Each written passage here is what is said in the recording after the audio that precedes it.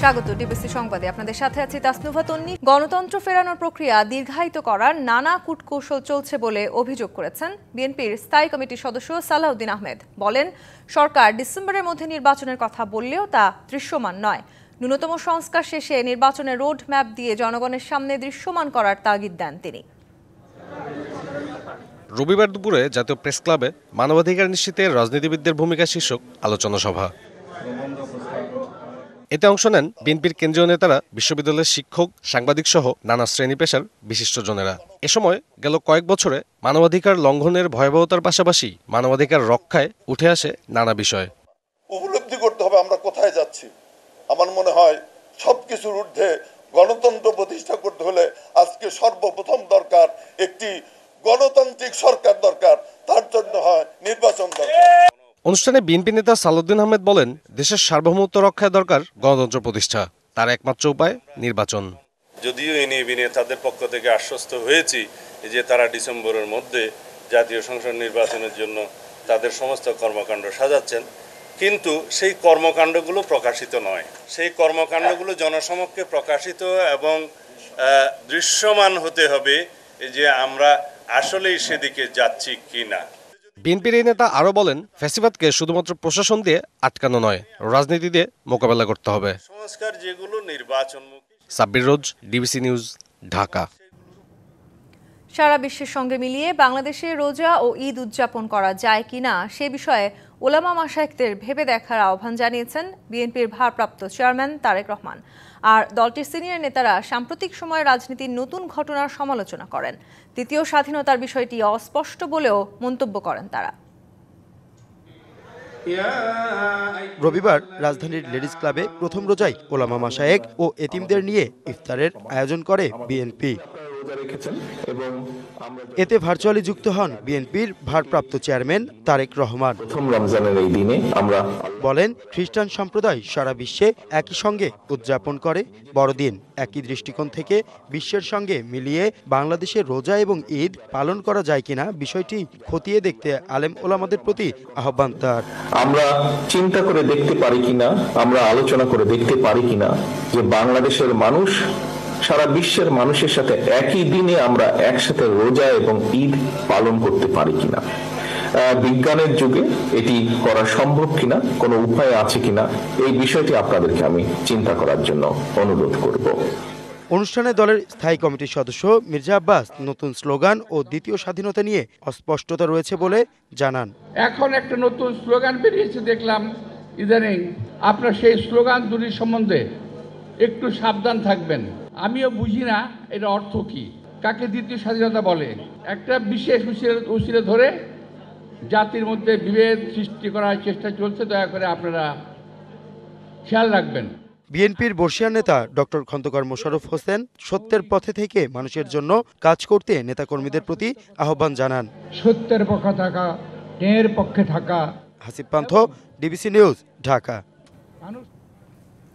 5ই অগাস্টকে ঘিরে হামলা ভাঙচুরে 99% রাজনৈতিক আর 1% ধর্মীয়।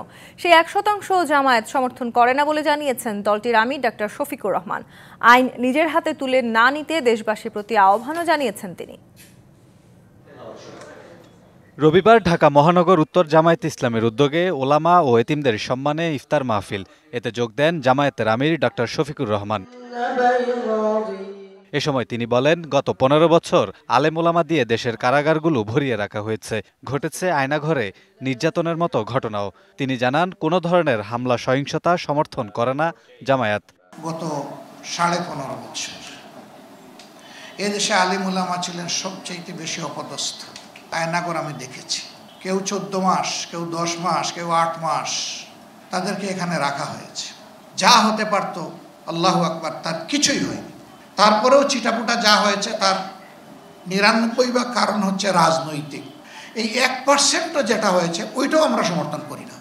আইন হাতে তুলে নিয়ে দেশকে একটি অস্থিতিশীল পরিস্থিতির দিকে ঠেলে না দেওয়ার আহ্বানও জানান জামায়াতের আমির।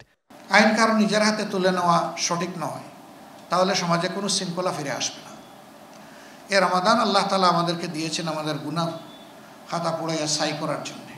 জামায়াতে ইসলামী সমাজের কোনো ক্ষতির পক্ষে নেই জানিয়ে এ সময় এতিমদের পাশে দাঁড়াতে সবার প্রতি আহ্বান জানান ডক্টর শফিকুর রহমান। এই এতিমকে ভালোবাসা সম্মান করা এটা আমাদের ইমানের অংশ। Kamrul Hasan, DBC news, Dhaka. জাতিকে একটি সুষ্ঠু নির্বাচন উপহার দেওয়ার প্রতিশ্রুতি ব্যক্ত করলেন প্রধান নির্বাচন কমিশনার এএমএম নাসির উদ্দিন। নির্বাচন ভবনে জাতীয় ভোটার দিবসের আলোচনায় তিনি এই কথা বলেন। এর আগে দিবসটির আনুষ্ঠানিকতার উদ্বোধন করে সিইসি জানান, দেশে এখন ভোটার 12,37,32,274 জন। চূড়ান্ত তালিকা প্রকাশ করা হবে জুনে। শনিবার সকালে রাজধানীর আগারগাঁওয়ে নির্বাচন ভবনের সামনে তোমার আমার বাংলাদেশে ভোট দেব মিলেমিশে প্রতিপাদ্যে সপ্তমবারের মতো জাতীয় ভোটার দিবসের আনুষ্ঠানিক উদ্বোধন করেন প্রধান নির্বাচন কমিশনার। সেখান থেকে একটি বর্ণাঢ্য র্যালি আগারগাঁওয়ের বিভিন্ন রাস্তা প্রদক্ষিণ করে। এ সময় সিইসি জানায়, দেশের মোট ভোটার 12,37,32,274 জন। তার মধ্যে পুরুষ হচ্ছে 6,33,61,615 আর মহিলা ভোটার হচ্ছে 6,03,69,665। পরে নির্বাচন ভবনে এক আলোচনায় নির্বাচন কমিশনাররা বলেন, একটি ভঙ্গুর নির্বাচন ব্যবস্থা থেকে বেরিয়ে এসে ভোট বিমুখ জনগোষ্ঠীকে ভোটের প্রতি আগ্রহ তৈরির সুযোগ সৃষ্টি হয়েছে। আমাদের যে বর্তমান নির্বাচন কমিশন দৃঢ়ভাবে বিশ্বাস করে এবং ইস্পাত কঠিন প্রতিজ্ঞাবদ্ধ, ভেঙে যাব মাসকামনা। রক্ত দেখতে চায় না, হানাহানি দেখতে চায় না, চুরি বাটপারি দেখতে চায় না, ছিনতাই, ব্যালট পেপার সরিয়ে নেওয়া ইত্যাদি দেখতে চায় না। এ সময় প্রধান নির্বাচন কমিশনার বলেন, একটি ভালো নির্বাচন উপহার দিতে জাতির কাছে প্রতিশ্রুতিবদ্ধ ইসি। আমরা দ্বিতীয় আরেকটা ভোটার লিস্টের কথা ভাবছি, যেটা হয়তো আমাদের পরিকল্পনা অনুযায়ী জুন মাস নাগাদ শেষ হয়ে যাবে। মানুষের প্রত্যাশা অনেক বেড়ে গেছে, সুতরাং এই প্রত্যাশা ভার আমাদের ঘাড়ে, এইটা আমাকে রাত দিন শয়নে স্বপনে আমাকে ভাবায় কিভাবে এই প্রত্যাশা পূরণ করবো আমরা। আলোচনা অনুষ্ঠানে জুলাই গণ অভ্যুত্থানে আহত 13 জনের হাতে স্মার্ট জাতীয় পরিচয়পত্র তুলে দেন প্রধান নির্বাচন commissioner. Bijan Kumar Das, DBC news, Dhaka. চায়ের দোকানে ধূমপান করা নিয়ে রাজধানীর লালমাটিয়ায় ঘটে যাওয়া তুলকালাম কাণ্ডের প্রতিক্রিয়া জানিয়েছেন স্বরাষ্ট্র উপদেষ্টা জাহাঙ্গীর আলম চৌধুরী। প্রকাশ্যে ধূমপান করা যে অপরাধ তা মনে করিয়ে দিয়েছেন তিনি। রোজার মাসে তিনি প্রকাশ্যে ধূমপান ও খাবার খাওয়া থেকে বিরত থাকার অনুরোধ করেছেন। রাজধানীতে এক অনুষ্ঠান শেষে সাংবাদিকদের প্রশ্নের জবাবে এসব কথা বলেন স্বরাষ্ট্র উপদেষ্টা। দুই নারীর উপরে যে হামলা হয়েছে, ওটা খেতে আমি যতটুকু জানছি ওনারা দুইজন নাকি সিগারেট খেতেছিল। এখন কিছু লোক নাকি নামাজ পড়তে যেতেছিল, এই সময় ওনারা বাধা দেওয়ায় তাদের উপরে চা ছুঁড়ে মারছে। তা আপনারা জানেন, ওপেন জায়গায় কিন্তু সিগারেট খাওয়া এই নারী পুরুষ সবার জন্যই নিষেধ। এটা কিন্তু একটা অফেন্স। এই জন্য আমি আপনাদের কাছে অনুরোধ করব, ওপেনে যেন কেউ সিগারেট না খায়।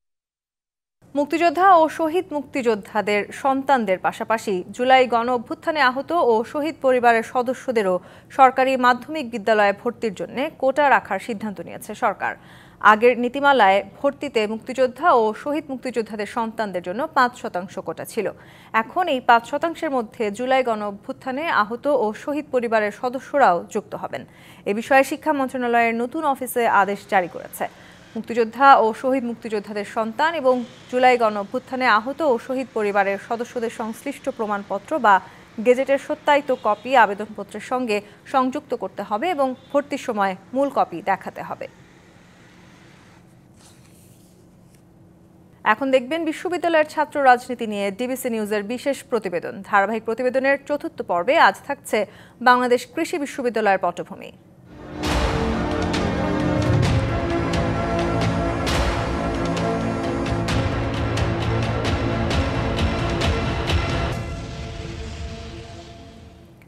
প্রজ্ঞাপন দিয়ে বাংলাদেশ কৃষি বিশ্ববিদ্যালয়ে ছাত্র রাজনীতি নিষিদ্ধ করা হলেও সরব ছাত্রদল ও ইসলামী ছাত্র শিবির। প্রকাশ্যে মিটিং মিছিল করছে ছাত্রদল, তৎপরতা চালাচ্ছে শিবিরের নেতারাও। শিক্ষার্থী বান্ধব ছাত্র রাজনীতি চালুর পক্ষে সবাই। উপাচার্যও বলছেন, ছাত্র রাজনীতি বন্ধ করা কোনো সমাধান নয়, প্রয়োজন খারাপ দিক বাদ দেয়া। কৃষি শিক্ষা ও গবেষণার ব্রত নিয়ে ময়মনসিংহে 1961 সালে যাত্রা বাংলাদেশ কৃষি বিশ্ববিদ্যালয়ের। প্রতিষ্ঠার শুরু থেকে ছিল ছাত্র রাজনীতি, কিন্তু আধিপত্য বিস্তার নিয়ে হানাহানিতে অকালে ঝরেছে অন্তত 15 প্রাণ। জুলাই বিপ্লবে আওয়ামী লীগ সরকারের পতনের পর এখন ছাত্রলীগ শূন্য ক্যাম্পাস। শিক্ষার্থীদের দাবির মুখে প্রশাসন সব ধরনের রাজনীতি নিষিদ্ধ করলেও বাস্তবতা ভিন্ন। মিছিল মিটিং সহ ক্যাম্পাসের নানা কার্যক্রম চালিয়ে যাচ্ছে ছাত্রদল। নিষিদ্ধ নয়, প্রয়োজনীয় সংস্কারের পর ছাত্র রাজনীতি চায় তারা। ছাত্রলীগের অপরাধের জন্য অন্যান্য ছাত্র সংগঠনের রাজনীতিকে গলা টিপে ধরা হচ্ছে। বাংলাদেশ কৃষি বিশেষ ছাত্রদল কখনোই এটাকে গ্রহণ করে না। মিছিল মিটিং না করলেও দাওয়াতি কার্যক্রম, বৃত্তি প্রদান সহ নানাভাবে শিক্ষার্থীদের কাছে যাচ্ছেন ইসলামী ছাত্র শিবিরের নেতারা। অতীতের লেজুর বৃত্তির ধারা ভেঙে শিক্ষার্থী বান্ধব ছাত্র রাজনীতি চালুর দাবি তাদের।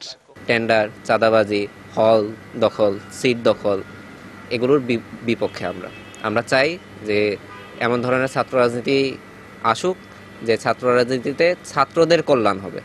সমাজতান্ত্রিক ছাত্র ফ্রন্ট ও ছাত্র ইউনিয়ন নেতারাও বলছেন তারা ছাত্র রাজনীতির পক্ষে, তবে বন্ধ করতে হবে টেন্ডারবাজি, চাঁদাবাজি, হল দখল, গণরুম, গেস্টরুম কালচার। ছাত্র রাজনীতি যে ভয়াল যে বিষয়গুলো ছিল, গণরুম, গেস্টরুম, এই কালচারগুলো থেকে বেরিয়ে এসে রাজনীতির যে চর্চা সেটা এই ক্যাম্পাসে চালু করতে সব সংগঠনই আগ্রহী। এখানে যে অগণতান্ত্রিক বিভিন্ন ধরনের সিদ্ধান্ত গ্রহণ করা হয়, এটার বিরুদ্ধে কথা বলতে গেলে কিন্তু একটা গণতান্ত্রিক শক্তি প্রয়োজন, এটা মত প্রকাশের স্বাধীনতার প্রয়োজন। এই বিশ্ববিদ্যালয়ে বৈষম্য বিরোধী ছাত্র আন্দোলনের কোনো কমিটি নেই, তবে আন্দোলনে নেতৃত্ব দেওয়া শিক্ষার্থীরা বলছেন গণতান্ত্রিক ধারা ও প্রশাসনের একমুখী নীতির বিরুদ্ধে কথা বলার জন্য হলেও রাজনীতির প্রয়োজন। আমাদের বিশ্ববিদ্যালয়ে এখন বৈষম্য বিরোধী ছাত্র আন্দোলনের কোনো কমিটি নাই। এখন সবাই নিজের মতোই, নিজের দল বা সংগঠনে যারা ছিল সাধারণ শিক্ষার্থীদের মতো এইভাবেই ঘরে ফিরে গেছে আর কি। ক্যাম্পাসে রাজনীতির ইস্যুতে ছাত্র সংগঠনগুলোর সুরেই কথা বলছেন উপাচার্য। ছাত্র রাজনীতি খারাপ জিনিস নয়, কিন্তু লেজুর ভিত্তিক রাজনীতি এবং ওইটার মধ্যে যে সত্যিকার অর্থে যে জিনিসগুলোর জন্য খারাপ পরিস্থিতি হয় সেই জিনিসগুলো সংস্কার করে, সেই জিনিসগুলো সত্যিকার অর্থে মেরামত করে এই ছাত্র রাজনীতি না চলার কোনো কারণ নেই। আর যেন হল দখল, চাঁদাবাজি, র্যাগিংয়ের নামে নিপীড়ন না হয় সে ব্যাপারে প্রশাসনকে সতর্ক থাকার তাগিদ সবার। DBC news desk. সাবেক সেনা কর্মকর্তা সাইফুল আলমের বাসায় অভিযান চালিয়ে প্রায় 2.5 কোটি টাকা জব্দ করেছে দুদক। তার বিরুদ্ধে অবৈধ সম্পদ অর্জনের অভিযোগে অনুসন্ধানের অংশ হিসেবে এই অভিযান।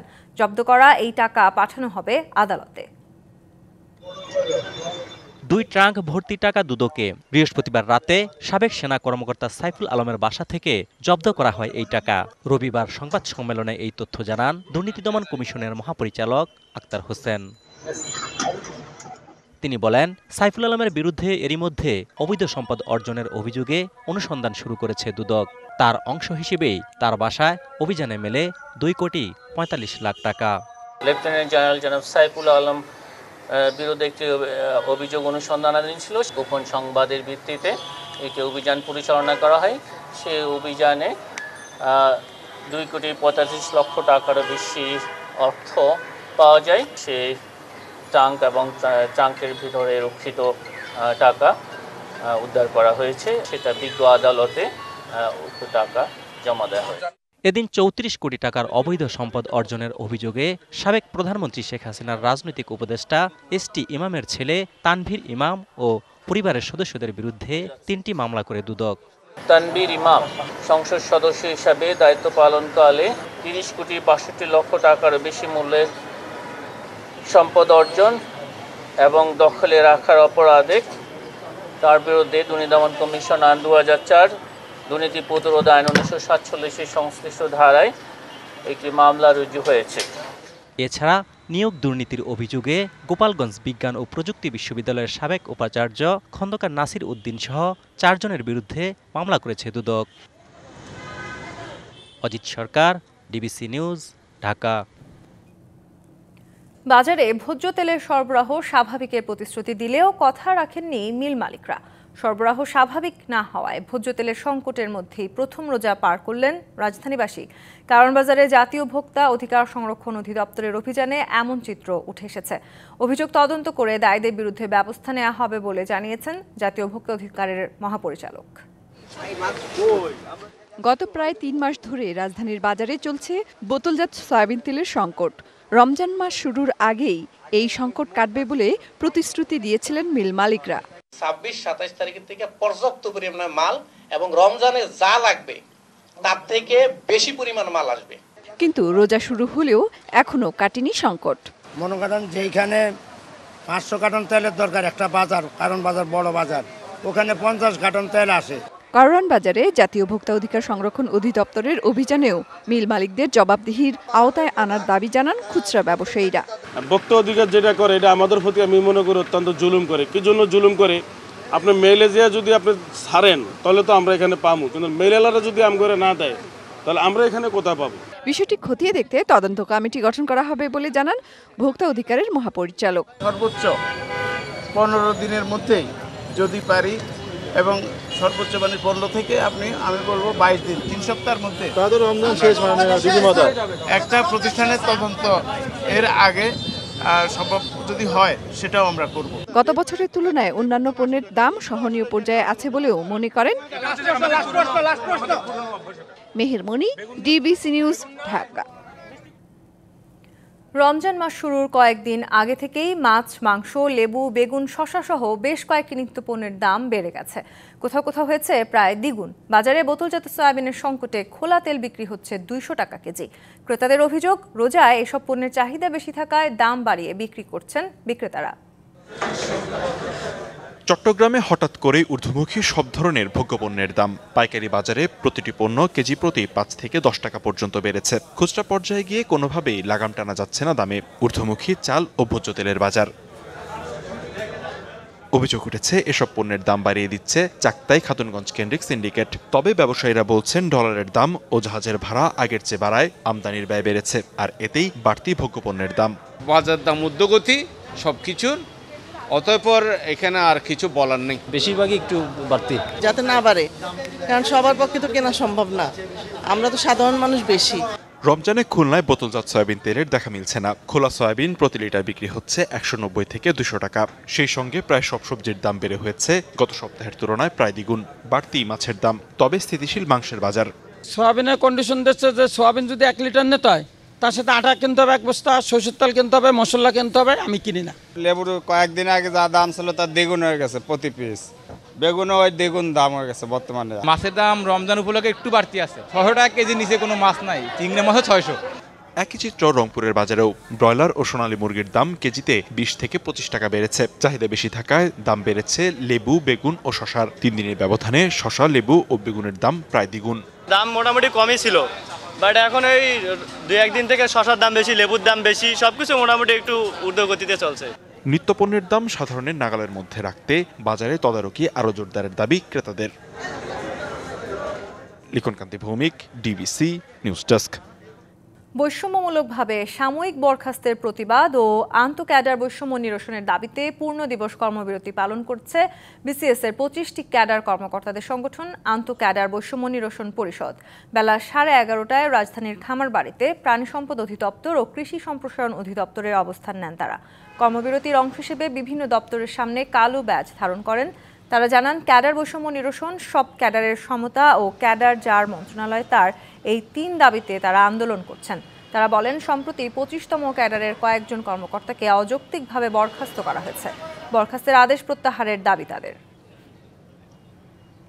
জমে উঠেছে রাজধানী ঢাকার ইফতার বাজার। পবিত্র রমজানের প্রথম দিনই মিরপুর 10 নম্বর এলাকায় দুপুরের পর থেকেই ইফতারের পসরা নিয়ে ফুটপাতে দোকান খুলতে শুরু করেন ব্যবসায়ীরা। তবে ক্রেতা বাড়তে শুরু করে বিকেল থেকে। ঘুরে ফিরে নিজেদের পছন্দ মতো ইফতার উপকরণ কেনেন ক্রেতারা। এবার ইফতার সামগ্রীর দাম সহনীয় পর্যায়ে বলে জানান বিক্রেতারা। প্রচলিত ইফতারের পাশাপাশি নানান স্বাদের বাহারি ইফতার সামগ্রী সাজিয়ে বসেন মিরপুর 10 এলাকার ফুটপাতের ব্যবসায়ীরা। ইফতারি পসরায় সাজানো হোটেল, রেস্তোরাঁগুলো। প্রথম রোজায় দুপুরের পর থেকেই মূলত মিরপুর 10 নম্বরের ফুটপাতের দোকানগুলো ক্রেতাদের পদচারণায় মুখর হয়ে ওঠে। খাবারের দাম ও মান নিয়ে ক্রেতাদের নেই তেমন অভিযোগ। বিক্রেতাদের দাবি, গতবারের তুলনায় এবার ইফতার সামগ্রীর দাম সহনীয়। ইফতারের যে বিশেষ আইটেমগুলো থাকে ওগুলো প্রতি বছরের সাথে এবার আমরা ঠিক রেখে অনেকগুলো আইটেম সাথে সাথে অ্যাড করছি। গত বছরে যে রেটটা ছিল আমরা ওই রেটটাই দিচ্ছি, আমরা কিন্তু এই বছর কোনো রেট বাড়াইনি। ফুটপাতের দোকানগুলোতে সাজানো ছোলা, মুড়ি, পেঁয়াজু, আলুর চপ কিংবা বেগুনির বাইরেও হরেক পদের ইফতার রয়েছে। নিজেদের পছন্দ মতো সামগ্রী কেনেন ক্রেতারা। ইফতারি বিভিন্ন আইটেম আছে, এগুলি সব একটা দুইটা করে সবগুলি নিয়ে এসেছি। আমার গিন্নির শখ হলো কিনে খাবে, যদিও আমরা বাসায় অনেক তৈরি করি, তো একটু এখানে নেবার চেষ্টা করলাম আর কি। ছোটবেলায় অল্প টাকার ভিতরে সামান্যের ভিতরে আমরা ফ্যামিলির সবাই যখন একসাথে খেতাম, সেই আনন্দটা সেই ভালো লাগাটা এখন কোনোভাবেই আসে না। রোজায় বাহারি ইফতার সামগ্রীর আয়োজন করে রাজধানীর ফুটপাত ও হোটেল ব্যবসায়ীরা। এবারও তার ব্যতিক্রম নয়। দুপুরের পর থেকেই শুরু হয় জমজমাট বেচাকেনা। অজিত সরকার, ডিবিসি নিউজ, ঢাকা। বাংলা সাহিত্যের পঞ্চগীতি কবি খ্যাত কবিগুরু রবীন্দ্রনাথ ঠাকুর, কাজী নজরুল ইসলাম, অতুল প্রসাদ সেন, রজনীকান্ত সেন ও দ্বিজেন্দ্রলাল রায়। বসন্তের আবহে এমন গুণী কবি, গীতিকার ও লেখকদের নিয়ে সাংস্কৃতিক আয়োজনে মেতে ওঠে মনুতীরের জনপদ মৌলভীবাজার। প্রদর্শিত হয় পঞ্চকবির জীবন ও কর্ম নিয়ে প্রামাণ্যচিত্র। 19 শতকের গোড়ার দিকে ঔপনিবেশিক শাসনের সাথে তাল রেখে বাংলাভাষী মধ্যবিত্ত সমাজের বেড়ে ওঠা। বাংলা সাহিত্যের সেই যুগান্তকারী রূপান্তরের সময়টায় রবীন্দ্র সাহিত্যের প্রস্ফুটন। এরপর নবজাগরণের পথে বাংলা সাহিত্য পেয়েছে কাজী নজরুল ইসলাম, অতুল প্রসাদ সেন, রজনীকান্ত সেন, দ্বিজেন্দ্রলাল রায়ের মতো বহুমাত্রিক প্রতিভাধর গুণীজন। পঞ্চকবির জীবন ও কর্ম নিয়ে এই পঞ্চদতী অনুষ্ঠান। বসন্তের সন্ধ্যায় ছিল গান, কবিতা ও নৃত্যের পরিবেশনা। আয়োজন ভিন্ন মাত্রা পায় পঞ্চকবির জীবন ও কর্মের প্রামাণ্যচিত্রে। স্থানীয় বক্তব্যে কোরআন, ইসলাম ধর্মদর্শন। সাংস্কৃতিক সংগঠন রবিরশ্মি মৌলভীবাজার এর ভিন্ন ধর্মী আয়োজন তৃষ্ণা মেটায় দর্শকদের। পঞ্চকবি সম্পর্কে আমরা একত্রে এত কিছু জানতাম না আগে। অনেক গান শুনেছি এখানে এসে, যে সেই গানগুলো আগে কখনো শোনা হয়নি। সিলেটের বিশেষ করে মৌলভীবাজারের শিল্পীরা অংশগ্রহণ করেছেন, ওনাদের আমি এই অনুষ্ঠানের আমি সবসময় চালিয়ে যাওয়ার জন্য অনুরোধ করব। আমি মনে করি সার্বিক অর্থে এইসব পঞ্চকবির গানগুলো অত্যন্ত আমাদের ঐতিহ্যবাহী এবং আমাদের হৃদয়কে আলোড়িত করে। আমরা মনে করি এইসব অনুষ্ঠান বারবার হওয়া উচিত বাংলাদেশে। আয়োজকরা বলছেন পঞ্চকবির অবদান প্রজন্মের কাছে জানান দিতেই এমন উদ্যোগ। তরুণ প্রজন্ম বা আমাদের নতুন প্রজন্মের কাছে এই পঞ্চকবিকে একসাথে তুলে ধরবার, পঞ্চকবি নিয়ে এই ভাবনাটা সেই থেকে আসা, পঞ্চকবিকে নিয়ে কাজ করা। আমরা চেষ্টা করে যাচ্ছি শুদ্ধ সঙ্গীত চর্চা করার। সৃজনশীলতার বিকাশে পঞ্চগীতি কবির চর্চায় রাষ্ট্রীয় পৃষ্ঠপোষকতা বাড়ানোর তাগিদ দেন তারা। প্রত্যুষ Talukdar, DBC news, Sylhet. DBC সংবাদে এই ছিল এখনকার মতো। ডিবিসি নিউজের সংবাদগুলো পড়তে ভিজিট করুন dbcnews.tv আর ভিজিট করুন ডিবিসির ফেসবুক পেজ এবং ইউটিউব চ্যানেল। ডিবিসির সঙ্গেই থাকুন।